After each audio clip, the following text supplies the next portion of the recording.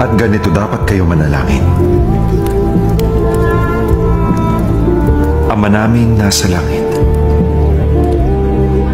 sambahin ang ngalan mo. Mapasa amin ang kaharian mo. Sundin ang loob mo dito sa lupa para ng sa langit. Bigyan mo kami ng aming kakanin sa araw-araw. Patawarin mo kami sa aming mga sala para ng pagpapatawad namin sa nagkasala sa amin.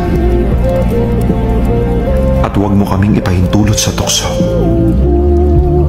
At iadya mo kami sa lahat ng masama. You are